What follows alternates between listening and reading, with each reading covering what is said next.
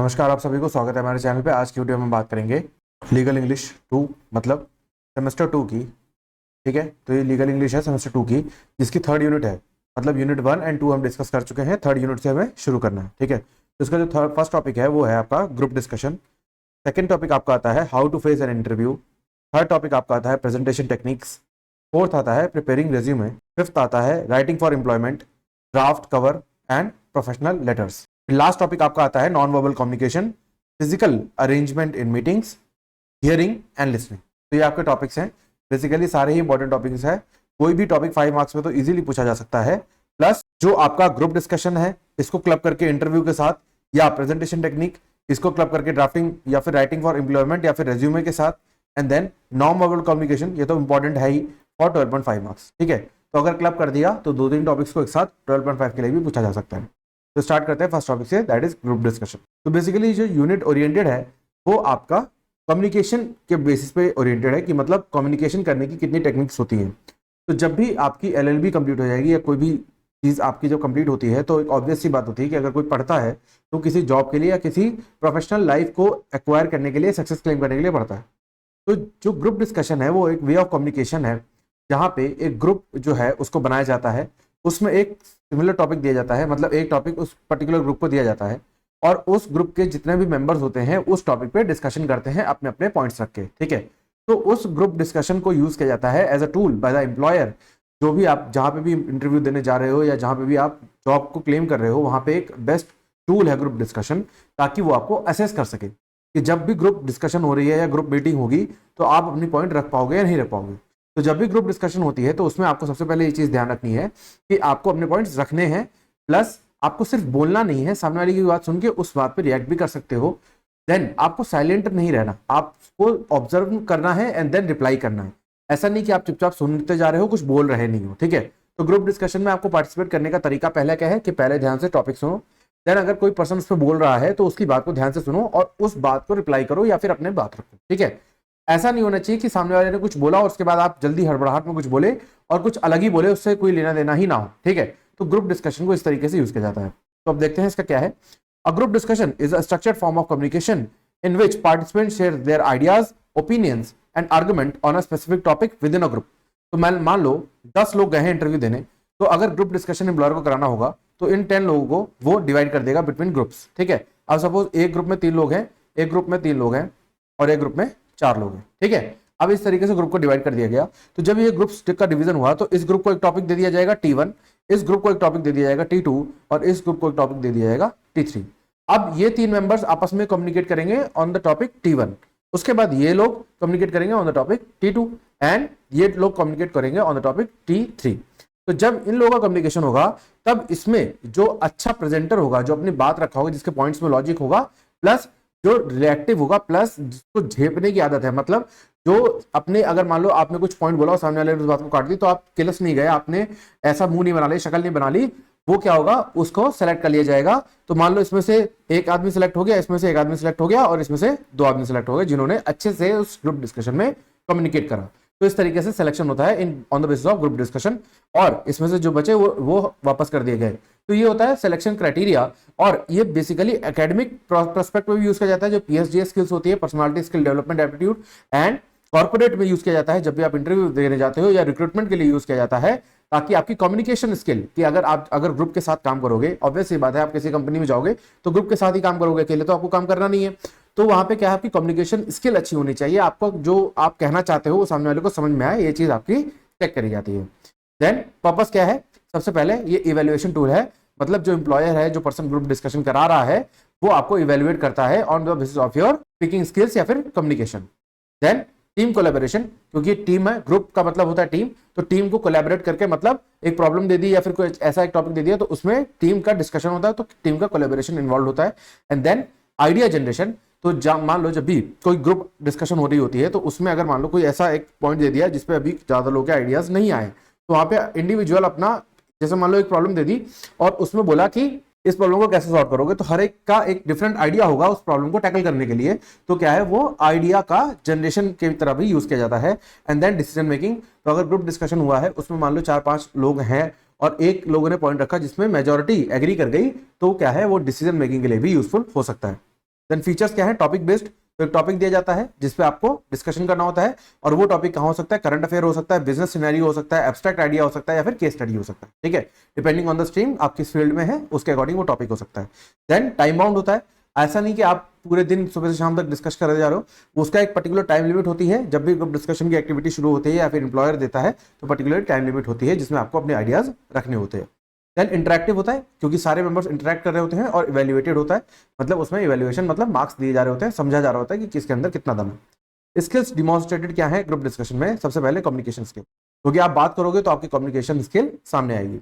Leadership मतलब क्या है, एबिलिटी टू गाइड और मॉडरेट द ग्रुप, तो अगर मान लो एक पर्सन जो है वो क्या कर रहा है, ग्रुप में एक क्योस टाइप का क्रिएट कर दे रहा है, तो उसकी लीडरशिप क्वालिटी जीरो है। बट अगर एक पर्सन है जो उस ग्रुप में सारी लोगों की बात को लेके चल रहा है, तो उसकी लीडर क्वालिटी क्या है, लीडरशिप क्वालिटी अच्छी है। देन लिसनिंग स्किल्स, क्योंकि मैंने आपको कहा ग्रुप डिस्कशन में आपको सिर्फ बोलना नहीं होता, पहले आपको सुनना होता है, देन उसके अकॉर्डिंग आपको जवाब देना होता है। एनालिटिकल थिंकिंग, क्योंकि अगर प्रॉब्लम दी गई है तो आप उसको कॉम्प्लेक्स इश्यूज को सोचोगे कि किस तरीके से उसको सॉर्ट किया जा सकता है, उस प्रॉब्लम को किस तरीके से खत्म किया जा सकता है। एंड देन टीम वर्क, ये तो आपको समझ में आ ही चुका होगा। Then tips for effective participation, क्या टिप्स है, बी क्लियर एंड कंसाइज, आपको बहुत लंबा नहीं बोलना, स्पीच फॉर्म में नहीं बोलना, क्लियर बोलना है, कम बोलना है, ठीक है। Then respect other view point, जो अदर लोग बोल रहे हैं ऐसा नहीं उनकी बात सिरे से आपने खारिज कर दी, उनकी बात को भी एग्री करना है, प्लस अपनी बात भी रखनी है। Use facts and examples to support your argument, तो अगर मान लो आप कोई पॉइंट कहो और सामने वाला आपकी बात काटे, तो ऐसा नहीं तब तुम आगे कि आपने मेरी बात काट दिया मेरे खिलाफ, ऐसा कुछ नहीं करना, आपको फैक्ट्स और एग्जांपल्स का यूज करना है ताकि आप अपनी बात को, अपनी आर्गुमेंट को सपोर्ट कर सको। अवॉइड इंटरप्टिंग अदर्स, तो जब दूसरा वाला बंदा चुप हो जाए तब आपको बोलना है, ऐसा नहीं कि उसकी बात अभी चली रही थी आपने बीच में बोलना शुरू कर दिया। समराइज पॉइंट व्हेन एप्रोप्रिएट, तो अगर आपको लगे तो उसको समराइज कर दो जो आपने बोला, अदरवाइज उसको एज इट इज भी छोड़ा जा सकता है, ये आपका ऑप्शनल है। Then this is your conclusion about group discussion. उसके बाद हम आगे बढ़ते हैं to our next topic, that is how to face an interview. देखो ये एक इंपॉर्टेंट फैक्टर है, how to face an interview, because आप जनरली जो भी लोग कोई भी कोर्स कर रहे हैं, प्रोफेशनल कोर्स, वो ऑब्वियस सी बात है कोई ना कोई इंटरव्यू में अपीयर होंगे, चाहे वो जुडिशरी का हो, या फिर वो कोई प्राइवेट ऑर्गेनाइजेशन का हो, या फिर वो स्टेट बॉडी के किसी भी पोस्ट का हो, ठीक है। तो बेसिकली इंटरव्यू में अपीयर सबको होना है, तो जॉब सिक्योर करने के लिए इंटरव्यू में अपीयर होना मैंडेटरी हो जाता है। और अगर आप कोई भी एग्जाम देखोगे तो बिना इंटरव्यू के वो कंक्लूड नहीं होता, अगर वो अच्छी पोस्ट का एग्जाम है तो, ठीक है। तो इंटरव्यू आपको फेस करना आना चाहिए, तो उसके लिए कुछ चीजें हैं जैसे प्री इंटरव्यू प्रिपरेशन, ठीक है। अब इसमें क्या होता है, रिसर्च करो ऑर्गेनाइजेशन के बारे में, जिस ऑर्गेनाइजेशन में आपने अप्लाई किया है उसके बारे में आपको पता होना चाहिए, जिस पोस्ट के लिए आपने अप्लाई किया है उसके बारे में आपको पता होना चाहिए, ठीक है। देन खुद को असेस करने की आपके अंदर ताकत होनी चाहिए कि आप खुद को असेस कर पा रहे हो, reflect on your strength, weakness, achievement and career goals, तो आपको क्लियर होना चाहिए इन सब चीजों के बारे में। देन मॉक इंटरव्यूज, तो आजकल आप लोग देख रहे होंगे जो भी जुडिशरी कोचिंग्स है वो मॉक इंटरव्यूज कराती हैं before the original interview. Mock interview मतलब डेमो इंटरव्यू की, मतलब वो असली नहीं है बट वो असली जैसा माहौल क्रिएट करते हैं ताकि आप वहां पे एग्जैक्ट वैसे ही रिस्पॉन्ड करो जैसे आप ओरिजिनल इंटरव्यू में करते हो। तो बेसिकली क्या है, प्रैक्टिस इंटरव्यूज होते हैं। प्लस अगर मान लो आप किसी कोचिंग ऑर्गेनाइजेशन से एसोसिएटेड नहीं हो तो मॉक इंटरव्यू कौन कर सकता है, आपका फ्रेंड कर सकता है या फिर आपका कोई मेंटोर कर सकता है, ठीक है। देन ड्रेसिंग एंड ग्रूमिंग, ये बहुत इंपॉर्टेंट होता है। जब भी आप बिजनेस या फिर किसी भी इंटरव्यू में जाते हो तो उस केस में आपको प्रॉपर फॉर्मल ड्रेस के अंदर जाना चाहिए, ऐसे नहीं आप कुछ भी टी शर्ट पैजामा पहन के चले गए, ऐसा नहीं करना चाहिए, आपको फॉर्मल ड्रेस में जाना चाहिए, नीट एंड क्लीन होना चाहिए, प्रोफेशनल लुक होना चाहिए आपका, ठीक है। जनरली फॉर्मल ड्रेस जो जेंट्स होते हैं उनके लिए पैंट शर्ट बोला गया है, और जो लेडीज होती है उनके लिए साड़ी भी फॉर्मल होती है, प्लस जो पैंट और शर्ट होती है वो भी फॉर्मल होती है। देन रीचिंग द वेन्यू, तो आप ऐसा नहीं मान लो 9 बजे का टाइमिंग है तो आप 9:05 पहुंच रहे हो या 9:02 पहुंच रहे हो या एग्जैक्ट 9 बजे पहुंच रहे हो, नहीं, आपको थोड़ा पहले जाना चाहिए 10 से 15 मिनट, ताकि आपको वहां का एटमॉस्फेयर पता लग सके, वहां पे अगर कोई स्पेसिफिक रूल्स है, रेगुलेशंस है तो वो आपको पता लग सके, अगर कोई पर्टिकुलर गाइडलाइंस है तो आपको पता लग सके, बेसिकली आप वहां के एटमॉस्फेयर से वाकिफ हो सको, इसलिए आपको 10 से 15 मिनट पहले पहुंचना चाहिए। Carry all necessary documents like resume, certificate, ID proof and a pen, ठीक है। तो ये चीज बहुत कॉमन है, जो मिस्टेक करते हैं लोग कि पेन नहीं ले जाते। वहां पे जाएंगे, अगर आप मान लो किसी भी इंटरव्यू में जाते हो तो वहां पे कैंडिडेट की लिस्ट होती है जिन्होंने अप्लाई किया होता है, तो वहां पे क्या होता है, उन कैंडिडेट की लिस्ट के आगे उसको साइन करना होता है अपने नाम के आगे, तो अगर साइन करेगा तभी माना जाएगा कि वो प्रेजेंट था, ठीक है। तो बेसिकली क्या है, साइनिंग के लिए जनरली लोग पेन लेके नहीं जाते और सामने वाले से पेन मांग लेते हैं, तो it is a bad impact, ठीक है। प्लस आपके पास आईडी प्रूफ होना चाहिए कि आप ही ने अप्लाई किया है रेज्यूम में और आप ही का नाम है और आप वो ही पर्सन हो, कोई और नहीं आया आपके नाम के पीछे। देन सर्टिफिकेट्स, जो भी रेज्यूम में आप सर्टिफिकेट लगा रहे हो, रेज्यूम को हम सीवी भी बोलते हैं, तो अगर कोई आप सर्टिफिकेट उसमें अटैच कर रहे हो तो आपको soft copy plus hard copy आपके पास होनी चाहिए। इन केस अगर इंटरव्यूअर्स आपसे बोलते हैं कि इसको सॉफ्ट कॉपी को मेल कर दो, तो आप इंस्टेंटली उसको मेल कर सकते हो। Then ensure your phone is on silent और स्विच ऑफ। ये बहुत इंपॉर्टेंट चीज है, हम कोर्ट्स में भी ये चीज ध्यान नहीं रखते कि जब भी आप कोर्ट रूम में एंटर कर रहे होते हो या फिर कोई भी एक ऐसे प्रोफेशनल एटीट्यूड में आप एंटर कर रहे होते हो, तो ये बहुत ही अनप्रोफेशनल माना जाता है कि अगर आपका फोन बज जाए या फिर कुछ इस तरीके की डिस्टर्बेंस जैसे मैसेज वगैरह आ जाए तो इसलिए आपको ये ध्यान रखना है कि जब भी आप कोर्ट जाओ, अगर आप एडवोकेसी प्रैक्टिस करने वाले हो तो, या फिर क्लासरूम के अंदर जहां भी प्रोफेशनलिज्म इन्वॉल्व है, वहां पे आपका फोन साइलेंट होना चाहिए। जनरली अगर आपको मान लो इंपॉर्टेंट कॉल्स आती हैं तो आप वाइब्रेट मोड पे कर सकते हो या फिर स्विच ऑफ कर दो, ठीक है, क्योंकि वहां पे आपको प्रोफेशनल एटीट्यूड दिखाना है और ये हाईली अनप्रोफेशनल माना जाता है कि अगर किसी का फोन बज जाए तो, ठीक है। देन इंटरव्यू के दौरान आपको क्या करना चाहिए? First impression matters. तो जब भी आप इंटरव्यू देने जाते हो तो आप लोगों ने देखा होगा, जैसे आईएएस वगैरह के भी इंटरव्यूज जो यूपीएससी की कोचिंग्स हैं वो भी डालते रहते हैं यूट्यूब पे, तो वो आप लोगों ने देखा होगा कि वो क्या करते हैं, सबसे पहले तो एंट्री कराते हैं तो पहले ऊपर से नीचे तक प्रॉपर देखते हैं उसको कि उसने शर्ट पहनी है, देन टाई लगाई हुई है, देन सूट पहना हुआ है, देन वो पूरा प्रॉपर एनालिसिस होता है with shoes.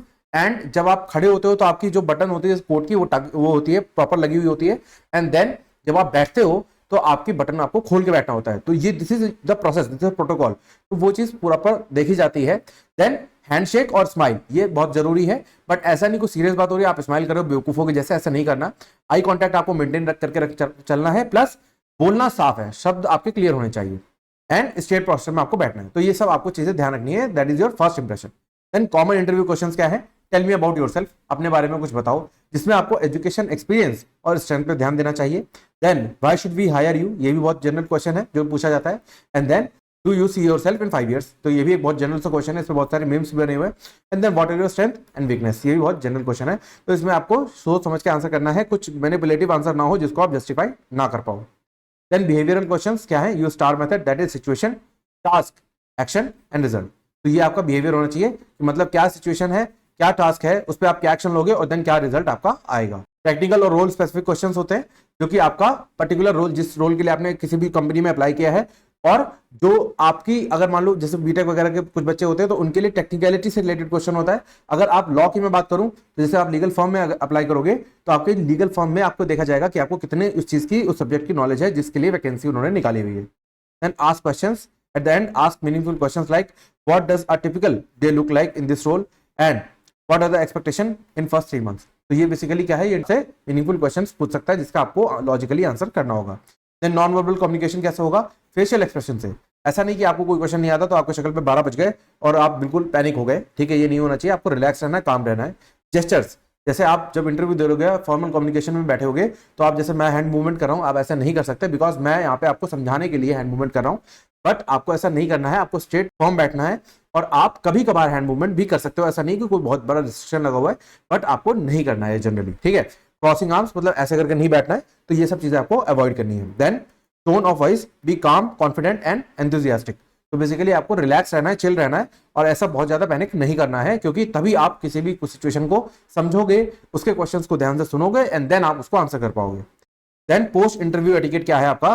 Thank the interviewers, जो बैठे हुए हैं बेंच पे जिन्होंने आपका इंटरव्यू लिया है, उनको पहले थैंक यू बोलो बिकॉज आपको अपॉर्चुनिटी दी गई। देन फॉलो अप करो विद पोलाइट ईमेल, ईमेल के थ्रू आजकल कॉन्टैक्ट में रहते हैं सारी चीजें, तो आप उनको फॉलो अप कर सकते हो कि वो क्या है उनका आगे का प्रोसेस, या फिर वो आप सेलेक्ट हुए या नहीं हुए, ठीक है। देन कॉमन मिस्टेक्स क्या है, अवॉइड करना चाहिए? लेट और अनड्रेस्ड मत पहुंचो, आप टाइम से 15-20 मिनट पहले पहुंचो। Speaking negatively about previous employers, तो जो पहले के आपके एम्प्लॉयर्स हैं, मान लो आप जॉब स्विच करना चाहते हो तो अपने एम्प्लॉयर्स की बुराइयां मत करो जैसे आप कर रहे होते हो ऑफिस में जनरली। लाइंग और एग्जीगरेटिंग फैक्ट्स, तो अगर मान लो आप झूठ बोलना चाहते हो तो आप मत बोलो, because they are trained professionals, वो 1 मिनट में आपका झूठ पकड़ लेते हैं। इंटरप्टिंग और डोमिनेटिंग द कन्वर्सेशन, तो इंटरव्यू ने भी अपना क्वेश्चन पूछा भी नहीं बट आपको आंसर आता था, तो आपने बीच में उसको रोक के अपनी बात शुरू कर दी, तो ये भी नेगेटिव इंपैक्ट है। देन शो ओवर कॉन्फिडेंस और लैक ऑफ इंटरेस्ट, या तो आप बहुत ज्यादा कॉन्फिडेंट शो हो रहे हो या फिर अपना इंटरेस्ट ही नहीं दिखा रहे हो उस कम्युनिकेशन में, तो दोनों ही चीजें हानिकारक हैं, आपको कॉन्फिडेंट रहना। Then this is your conclusion. उसके बाद आगे बढ़ते हैं हमारे नेक्स्ट टॉपिक पे, दैट इज प्रेजेंटेशन टेक्निक्स, ठीक है। अब presentation techniques refer to the method and strategies used to effectively convey information, ideas, arguments to an audience in clear, engaging and persuasive manner. तो बेसिकली प्रेजेंटेशन का मतलब क्या है? आपका जो आइडिया है, आपकी जो इंफॉर्मेशन है, उसको आप सामने वाले तक पहुंचा सको, ना सिर्फ पहुंचा सको बल्कि उसे समझा सको, और इस तरीके से कि वो बिल्कुल क्लियर हो, प्लस सामने वाला ऑडियंस इंगेज्ड हो, ठीक है, मतलब आपकी बातों में उसका ध्यान होना चाहिए, ठीक है, इतना बोरिंग भी मत करो कि आपकी बातों में उसका ध्यान ही ना हो, ठीक है। उसके बाद इसमें verbal communication, visual aids, body language, सारी चीजें इसमें इन्वॉल्व होती हैं इन योर प्रेजेंटेशन, ठीक है। अब सबसे पहली चीज क्या है, प्लानिंग एंड प्रिपरेशन। तो सबसे पहले आपको जो आपका प्रेजेंटेशन है उसको प्लान करना है और प्रिपेयर करना है। सबसे पहले आपको ऑडियंस पता होनी चाहिए कि किस ऑडियंस के लिए आप वो प्रेजेंटेशन तैयार कर रहे हो। देन क्लियर ऑब्जेक्टिव्स होने चाहिए कि उस प्रेजेंटेशन का क्या ऑब्जेक्टिव है। स्ट्रक्चर ऑफ द कंटेंट, जो कंटेंट आप यूज करने वाले हो वो स्ट्रक्चर फॉर्मेट में होना चाहिए, जैसे आप अभी स्क्रीन पे देख रहे हो, ठीक है।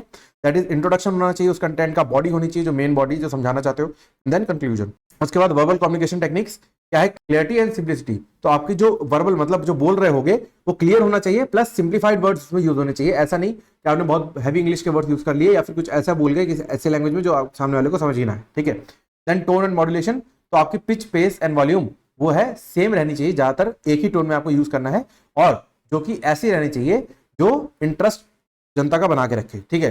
जहां पर आपको एग्रेशन शो करना है वहां पे आप अपनी वॉल्यूम को अप कर सकते हो, जहां पे आपको नॉर्मल रखना है वहां नॉर्मल रखोगे, और जहां पे आपको सैड टोन यूज करनी है वहां पे आप सैड टोन यूज कर सकते हो। स्टोरी टेलिंग, मतलब आप रियल लाइफ स्टोरीज को इंक्लूड करो ताकि आपके जो कंसेप्ट हो वो रिलेटेबल हो सके। देन विजुअल एड्स, जैसे use of slides, power point वगैरह आप यूज कर सकते हो। चार्ट्स एंड ग्राफ, तो ग्राफ और चार्ट्स के थ्रू यूज कर सकते हो। प्रॉप्स और डेमोन्स्ट्रेशंस आप यूज कर सकते हो, जैसे physical objects, live demonstration if relevant. अगर जैसे मान लो आजकल जो फिजिक्स के कुछ चैनल्स हैं, यूट्यूब चैनल्स, वो आजकल इस तरीके से वीडियोस बना रहे हैं जो कि प्रैक्टिकल एस्पेक्ट पे बेस्ड है, जैसे उनको कोई भी मोमेंटम वगैरह का कोई भी कंसेप्ट समझाना होता है तो वो प्रैक्टिकलिटी में दिखाते हैं वो चीज, तो वो आप कर सकते हो। Then your body language is your main, ठीक है, जिसमें आपको आई कॉन्टैक्ट मेंटेन करके रखना है। ऐसे नहीं कि सामने वाले को घूरते जा रहे हो, एक जनरल आई कॉन्टैक्ट कि सामने वाला भी अनकंफर्टेबल ना हो और आप भी अनकंफर्टेबल ना हो। देन जेस्चर्स, उसमें आपको हैंड मूवमेंट को एम्फसाइज करना है, बिकॉज जब प्रेजेंट कर रहे होते हो वो चीज तो आपकी हैंड मूवमेंट इंपॉर्टेंट हो जाती है फॉर योर कॉन्फिडेंस, बट उसको ओवर यूज नहीं करना। देन पॉस्चर एंड मूवमेंट, तो आपको बॉडी पॉस्चर प्लस मूवमेंट आपकी जनरल होनी चाहिए, बहुत तेज या बहुत धीमी नहीं होनी चाहिए। इंगेजिंग टेक्निक्स क्या है, आस्क क्वेश्चंस। जब भी आप प्रेजेंटेशन दो तो बीच बीच में क्वेश्चन पूछते रहो, तो जैसे आप वीडियो सुन रहे हो तो आपको अपने आप से बीच बीच में क्वेश्चन पूछते रहना है, क्या मुझे समझ में आ रहा है, अगर कोई डाउट है तो आप कमेंट सेक्शन में पूछ सकते हो। देन इंटरेक्टिव टूल्स जैसे क्विज, पोल, ये सब आप यूज कर सकते हो during your presentation. Then humour and emotion, तो आप ह्यूमर एंड इमोशन मतलब थोड़ा हंसा सकते हो, जैसे खान सर की वीडियो आजकल पॉपुलर हो रही है बिकॉज उनका जो पढ़ाने का तरीका है बहुत अच्छा है, इंटरेस्टिंग है, तो इसलिए वो ये चीज यूज करते हैं। देन टाइम मैनेजमेंट, तो आपको ये करना है कि जो आपने टाइम सोच रखा है प्रेजेंटेशन को खत्म करने का, तो आप उस टाइम में उसे स्टिक करो और उसे वाइंड अप कर दो, ठीक है।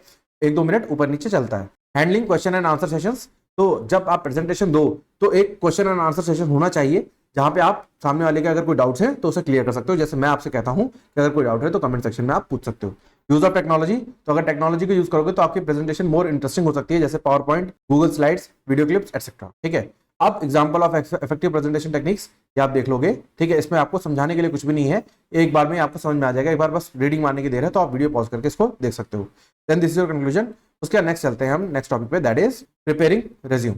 तो रिज्यूम बनाना या फिर अगर मैं बोलूं तो सीवी बनाना बहुत जरूरी होता है फॉर योर इंटरव्यूज। अगर आप कहीं भी जॉब अप्लाई करते हो तो आप क्या भेजते हो, सीवी, ठीक है, तो आप सीवी भेजते हो, देन आपका सीवी का एनालिसिस होता है एंड देन आपका फाइनल इंटरव्यू कॉल आता है या फिर आपको बुलाया जाता है for written test, then interview या फिर ग्रुप डिस्कशंस, देन इंटरव्यू, ठीक है। तो बेसिकली रिज्यूम क्या है, is a formal document that presents a persons education, experience, skill and accomplishments. तो बेसिकली रिज्यूम के अंदर क्या क्या होता है, आपकी एजुकेशनल क्वालिफिकेशन, कि आप कितने पढ़े लिखे हो, देन एक्सपीरियंस कितना है अगर है तो, ठीक है, 0 भी हो सकता है, एंड देन स्किल्स, आपके अंदर क्या क्या स्किल है, स्पेशल स्किल्स, जैसे कहा जाता है लॉ कॉलेज में जब आप पढ़ रहे हो तो आपको मूड कोर्ट, MUN वगैरह में पार्टिसिपेट करना चाहिए, एंड देन अकम्प्लिशमेंट्स, मतलब आपके पास क्या क्या विनिंग्स हैं या फिर क्या क्या आपके अचीवमेंट्स हैं अभी तक, ठीक है। तो पर्पस तो समझ में आ ही गया, क्या है, summary of your professional background ये बताता है, स्किल्स बताता है, अचीवमेंट बताता है, और इंटरव्यू कॉल सिक्योर करने के लिए अच्छी चीज होती है रिज्यूम, ठीक है। देन टाइप्स ऑफ रिज्यूम क्या है, क्रोनोलॉजिकल रिज्यूम, ठीक है, इसमें क्या है, list work experience in reverse chronological order, best for candidate with strong work history. तो अगर जब आप लोगों के पास अच्छा खासा एक्सपीरियंस हो जाएगा इन डिफरेंट MNCs या फिर डिफरेंट लीगल फर्म्स, तो आप क्या कर सकते हो क्रोनोलॉजिकल एक्सपीरियंस में, मतलब आपका जो लेटेस्ट था सबसे पहले वो आएगा, पुराने से नया मत शुरू करना, जो नया है सबसे पहले वो डालो, देन उसके बाद पहले वाला, देन उसके पहले वाला, देन उसके पहले वाला, ऐसे करके आप डाल सकते हो। बट कोशिश ये करना कि आप ज्यादा फ्रीक्वेंटली जॉब मत चेंज करना, बिकॉज एक क्वेश्चन बन जाता है कि क्या आप उस कंपनी में अब जो ज्वाइन करने के लिए आपने रिज्यूम डाला हुआ है, क्या आप उस कंपनी में टिक के काम करोगे या फिर उसे भी छोड़ के चले जाओगे, ठीक है। देन फंक्शनल रिज्यूम, तो फंक्शनल रिज्यूम क्या होता है, focuses on skills competencies rather than work history. तो बेसिकली ये फ्रेशर्स के लिए इंपॉर्टेंट है, जो कि आपकी स्किल्स और कॉम्पिटेंसीज पे वर्क करने की दिखाता है कि आपके अंदर क्या क्या कैपेबिलिटी है।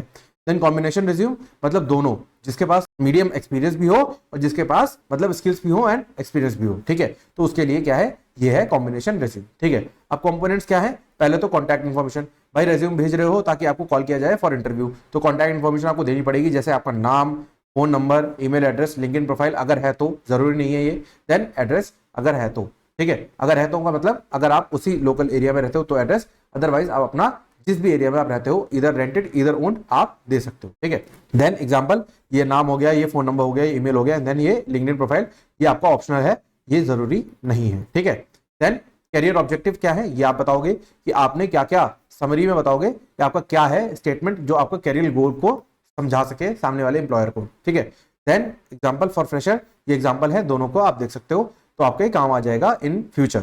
देन एजुकेशनल क्वालिफिकेशन आप बताओगे, जो आपके डिग्रीज है, इंस्टीट्यूशंस है, ईयर है, परसेंटेज है, ये आप सब बताओगे अपने रेज्यूम के अंदर, जिसमें रिसेंट क्वालिफिकेशन से आपको शुरू करना है, मतलब फिर से उल्टा, पहले आपने अभी क्या करा, देन आपने उससे पहले क्या किया था, उसके बाद आपने उससे पहले क्या किया था, उसके बाद आपने उससे पहले क्या किया था, ठीक है।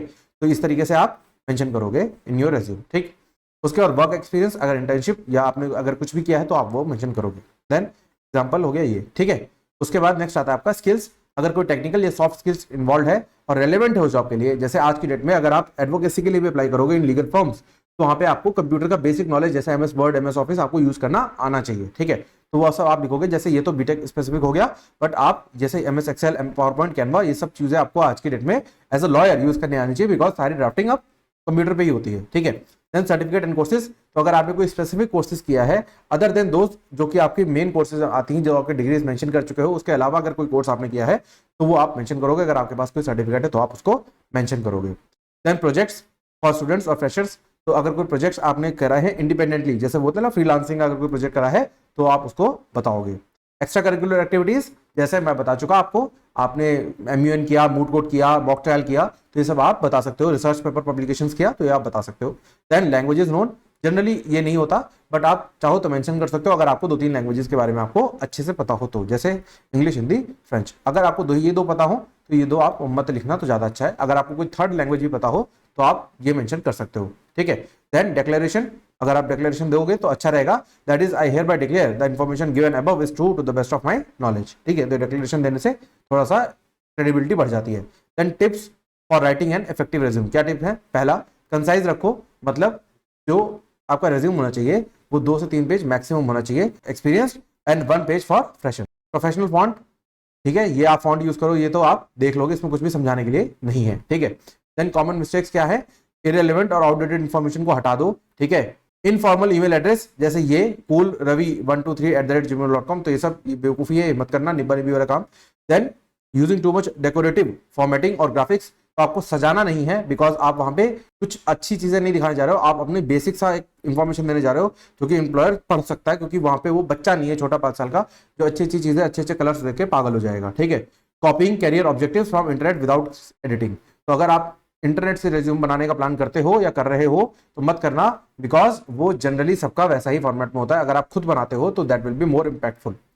देन लाइंग और एग्रीगेटिंग क्वालिफिकेशन, तो झूठ मत बोलो क्वालिफिकेशन के रिगार्डिंग, क्योंकि जब इंटरव्यू के लिए कॉल आएगी तो सारे डॉक्यूमेंट्स वेरीफाई करते हैं। Then this is your conclusion. उसके बाद आगे चलते हैं to our next topic, that is writing for employment. तो अगर आप एम्प्लॉयमेंट के लिए कुछ भी लिख रहे हो, जैसे मेल या फिर लेटर, तो आपको ये आना चाहिए कैसे लिखते हैं, ठीक है। तो अब इसमें सबसे पहले देखते हैं, as a law student strong writing skills are essential not only for legal drafting research but also for creating effective job application document like cover letter and professional letters।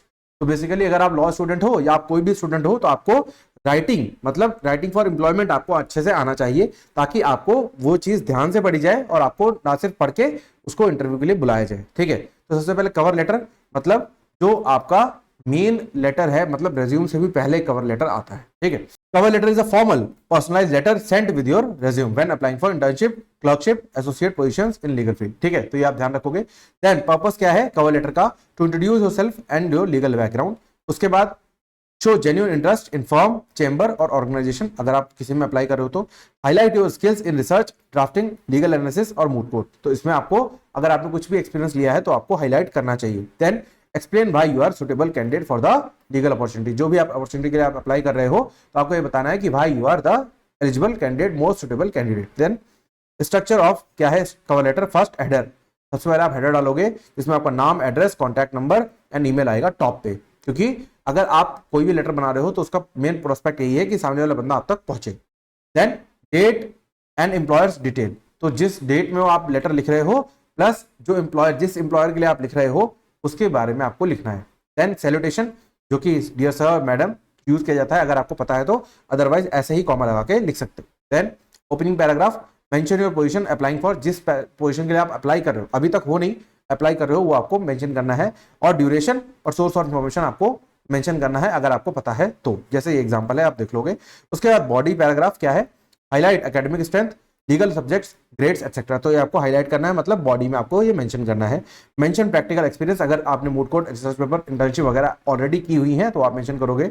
और alignment with the firm practice areas like example constitution law, IPR, litigation, तो अगर firm का जो specific area है that is constitution law, IPR, litigation या फिर कोई भी हो सकता है, तो वो आप मेंशन करोगे कि वो जो आपने अभी तक करी है वो किस तरीके से उसमें वो हेल्पफुल होने वाली है, ठीक है। देन उसके बाद दिस इज योर एग्जांपल, इस तरीके से आप लिखते हो। देन क्लोजिंग पैराग्राफ क्या होगा, expressive willingness to contribute and learn and politely request for an opportunity, तो आपका जो कवर लेटर है उसका कंक्लूडिंग पैराग्राफ ऐसा होगा। Then this is your example, इस एग्जांपल से आप समझ जाओगे कि आपका कंक्लूडिंग पैराग्राफ कैसा होना चाहिए। देन उसके बाद आता है साइनिंग ऑफ, यहाँ पे सिंसियरली या फिर रिगार्ड्स या फिर थैंकिंग यू रिगार्ड्स करके अपना नाम यहाँ पे आप मेंशन करते हो। देन प्रोफेशनल लेटर्स, जो कि लॉ स्टूडेंट कंटेक्स्ट में मैंने बताया हुआ है। देन क्या है ये, internship letter without cover letter, तो अगर आप इंटर्नशिप के एप्लीकेशन को सर्च करते हो तो आपको पहली बात मैं बता दूं थोड़ा जनरली कि लॉ ऑक्टोपस करके एक वेबसाइट है जिसपे आप सर्च कर सकते हो कि अगर आपको कोई भी इंटर्नशिप करनी है तो, ठीक है। प्लस लाइव लॉ है, उस पर भी ओकेजन्स पे आता रहता है कि कहाँ पे इंटर्नशिप या फिर जॉब एप्लीकेशंस ओपन है, ठीक है। देन यूज व्हेन ईमेल और पोस्टल एप्लीकेशंस इज रिक्वायर्ड, तो अगर आप ईमेल वगैरह कर रहे हो तो इंटर्नशिप एप्लीकेशन लेटर आप भेज सकते हो, ठीक है। सब्जेक्ट लाइन क्या होगी, एप्लीकेशन फॉर इंटर्नशिप, इस तरीके से आपको लिखना है। एंड देन कंटेंट क्या होगा, brief introduction, academic background, skills और interest, purpose for applying, attach resume, ठीक है। तो ये इस तरीके से आपको कंटेंट रखना है for your letter. Then letter of recommendation, आपको ये चीज मिलती कहां से है, कॉलेज से मिलती है, ठीक है। फॉर डूइंग योर इंटर्नशिप, जब भी आपका इंटर्नशिप टाइम होता है तो आप कॉलेज से ये चीज ले सकते हो। रिटर्न टू प्रोफेसर और लॉयर टू रिक्वेस्ट रेफरेंस, ठीक है।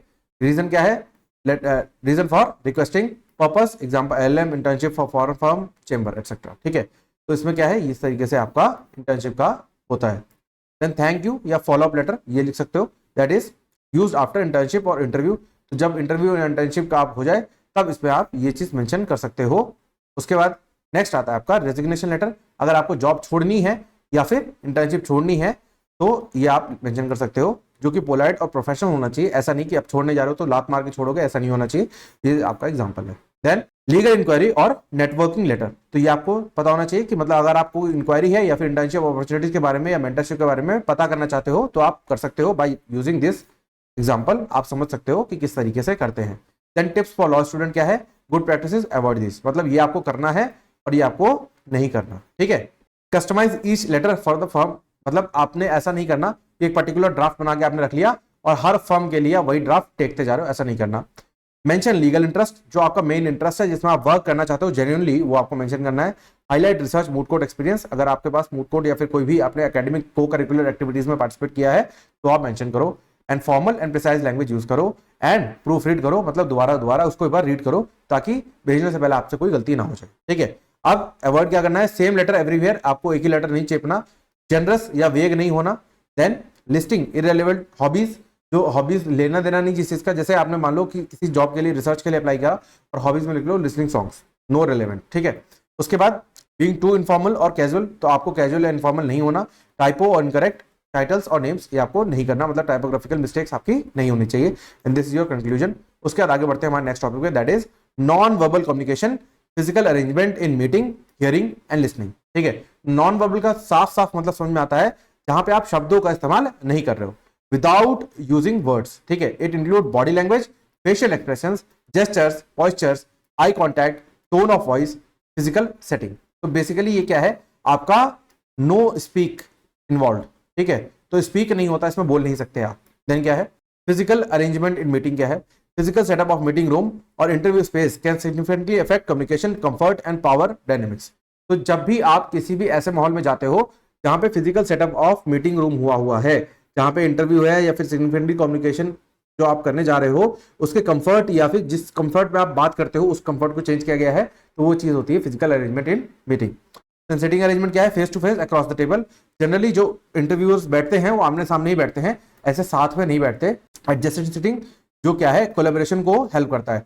बट अगर आप इंटरव्यू देने जा रहे हो तो ये यूज होता है, अगर आप कॉन्फ्रेंस में मतलब उस बॉडी का पार्ट हो तो ये यूज होता है, ठीक है। देन सर्कुलर और राउंड टेबल, जब भी कोई कॉन्फ्रेंस वगैरह हो रही है, इक्वालिटी, जस्टिस, न्यूट्रलिटी या गुड पार्टिसिपेशन के लिए इसको भी यूज किया जाता है। रूम लेआउट एंड एनवायरमेंट क्या है? लाइटिंग, तो लाइटिंग अच्छी होती है। हार्श लाइटिंग में cause discomfort, intimidation and soft lighting promotes relaxation. तो जनरली आप लोगों ने देखा होगा जो अच्छी लाइटिंग होती है इन अ प्लेस ऑफ डिस्कशन, वहां पे क्या होता है, सॉफ्ट लाइट का यूज किया जाता है, मतलब जो क्रीमिश कलर की लाइट्स होती है, मतलब प्रॉपर ट्यूबलाइट्स नहीं लगाई जाती ताकि हार्श लाइट से डिस्कंफर्ट आता है। या फिर अगर एक आप लोगों ने देखोगे जहां पे पॉइंट आउट कर दिया जाता है कि एक पर्टिकुलर ऐसे लाइट आती है, फोकस लाइट, वो सब यूज नहीं की जाती जनरली।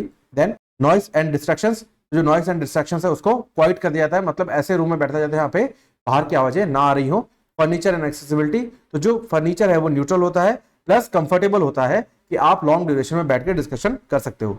यूज ऑफ स्पेस कैसे होता है? Intimate, that is for too close professional settings, मतलब जब पास पास लोग बैठे होते हैं। प्रोफेशनल, जो इतने फिट का होता है। अप्रोप्रिएट फॉर काउंसलिंग और वन ऑन वन मीटिंग्स, अगर वन ऑन वन मीटिंग्स है तो इतने फिट का स्पेस होता है।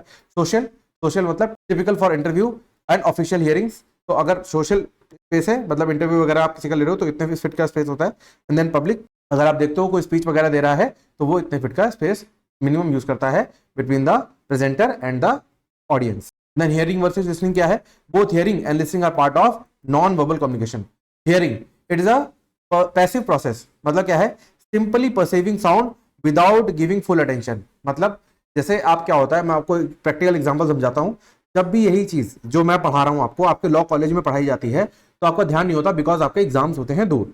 बट जब आपके एग्जाम्स आते हैं तो क्या होता है, आपको प्योर अटेंशन आप दे रहे होते हो, तब आप हियरिंग नहीं कर रहे होते हो, तो आप लिसनिंग कर रहे होते हो, मतलब प्योर ध्यान से सुन रहे होते हो, तो आपको समझ में आता है बिकॉज आपका अगले दिन एग्जाम होता है। बट हियरिंग क्या होता है? जब जनरली आप किसी की बात बैठे हुए हो, आपके कान में बात जा रही है बट समझ को कुछ नहीं आ रहा, आप समझना नहीं चाहते या अटेंशन नहीं देना चाहते, ठीक है। लिसनिंग क्या है? एक्टिव है, जहां पे आपका attention, understanding and response clear है, जैसे ये वीडियो में, ठीक है।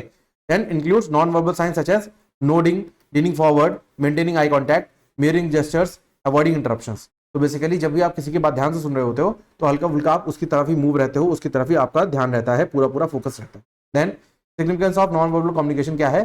बिल्ड रैपोर्ट्स, तो बेसिकली क्या है, positive body language and comfortable physical settings, encourage openness and honesty, तो बेसिकली क्या है, ऑनेस्टी रहेगी तभी ट्रस्ट डेवलप हो पाएगा। डिमॉन्स्ट्रेट एम्पैथी, मतलब क्या है, आपका social connect, emotional connect feel होता है, दैट इज फेशियल एक्सप्रेशन और जेस्चर्स के थ्रू, अगर आप कुछ बोलो नहीं तो, ठीक है। जैसे बोलते हैं ना आंखों ही आंखों में इशारा हो गया, ठीक है, तो आंखों ही आंखों में इशारा कैसे होता है, क्योंकि वहां पे आपका एक्सप्रेशन और फेशियल एक्सप्रेशन और जेस्चर से इशारा होता है। कन्वेज अथॉरिटी और न्यूट्रलिटी, तो या तो आप सामने वाले को अथॉरिटी कन्वे करते हो या फिर न्यूट्रलिटी, मतलब दोनों ही, कोई भी अथॉरिटी नहीं है। अफेक्ट्स डिसीजन मेकिंग, तो जो जजेस हैं, जो क्लाइंट्स हैं, जो ऑफिसर्स हैं, वो सब कॉन्शियसली इन्फ्लुएंस होते हैं by body language, room layout या फिर फेशियल क्लूज से, ठीक है। जैसे मान लो कोई एक विटनेस आया, अब उससे एक क्वेश्चन पूछा गया, वो पसीना पसीना हो गया, जज क्या देखेगा, वो नॉन वर्बल है, वो बोल वही रहा है जो उससे बुलवाने के लिए पैसा दिया गया जिसको, बट वो नॉन वर्बल कम्युनिकेशन में क्या देखेगा कि इसको बोलने में हालत खराब होगी, इसका पसीना, मतलब इसकी क्रेडिबिलिटी थोड़ी सी कम हो गई, ठीक है। एग्जाम्पल्स क्या है? क्लाइंट इंटरव्यू रूम, या क्या है, लॉयर सिट्स एडजेसेंट और एट द कॉर्नर एंगल, ठीक है, ये जनरली होता है। ट्रिब्यूनल हियरिंग रूम, जिसमें पैनल ऑन रेस डायस, जो पैनल बैठा होता है वो हमेशा ऊपर, जज साहब हमेशा ऊपर बैठे होते हैं, ठीक है। देन पुलिस इंटरोगेशन, जिसमें आपके आमने सामने बैठे होते हैं या फिर साथ में बैठे होते हैं ताकि भयानक तरीके से घूरा जा सके और सामने वाले की सारी हरकतों को ऑब्जर्व किया जा सके। Then this is summary table, इसको आप समझ लोगे, इसमें कुछ भी समझाने लायक नहीं बचा, आपको डिटेल में बता चुका हूं, तो समरी तो आप समझ ही जाओगे, ठीक है। तो आप वीडियो पॉज करके बाद इसका स्क्रीनशॉट भी ले सकते हो, ठीक है, आपको समझ में आ जाएगा। Then this is your conclusion, तो ये कंक्लूजन है आपका, ये मुझे उम्मीद है कि आपको समझ में आ गया होगा। इसी के साथ हमारी यूनिट 3 ऑफ लीगल इंग्लिश 2 जो कि सेमेस्टर 2 में आती है, खत्म हो गई। अगर कोई डाउट है तो आप कमेंट सेक्शन में पूछ सकते हो। तो मिलते हैं नेक्स्ट वीडियो में, that will B unit 4 of legal method 2। तो उम्मीद है मुझे आपको समझ में आ गया होगा। तो thank you for watching and stay tuned for further updates.